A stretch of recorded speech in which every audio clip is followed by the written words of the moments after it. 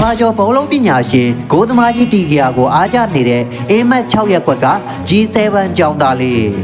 ဟုတ်ပါတယ်သူ့ရဲ့နာမည်ကတော့အရာအားလုံးကိုထက်မြက်ပြီးဘောလုံးလောကကိုစိုးမိုးတော့မယ် G7 ကျောင်းသားလေးမောင်ထက်မြက်စိုးဝဲဖြစ်ပါတယ်သူဟာငယ်စဉ်ကတည်းကဂိုးဖမ်းဝါသနာပါခဲ့တာပါကျောင်းဘောလုံးအားကစားပွဲတွေမှာလည်းအကောင်းဆုံးဆိုတဲ့လက်သွမ်းကောင်းတွေနဲ့တန်ချက်ကပမာဂိုးဖမ်းနိုင်ခဲ့တာဟာလည်းသူ့ရဲ့မွေးရပါရမီလို့ပြောရမှာဖြစ်ပါတယ်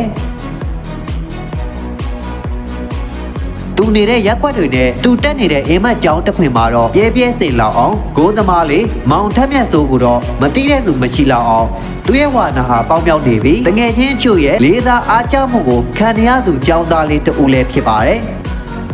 ဂိုးသမားလေးမောင်ထက်မြတ်စိုးဟာအသားညွညိုအချောပူပြီးနှကန်းဒီမာလေးတွေရဲ့ချစ်ခင်အားပေးမှုကိုလည်းလက်တလောမှာခံရတဲ့လူငယ်တူလည်းဖြစ်ပါတယ်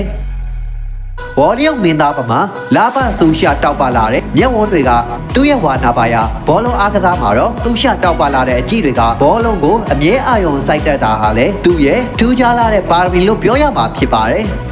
အခုဆိုရင်ဂိုးသမားလေးမောင်ထက်မြတ်သူဟာသူ့ဝါနာပါရာပေါင်းမြောက်ကနေပြီးအမြဲကြိုးစားနေလျက်ရှိပါတယ်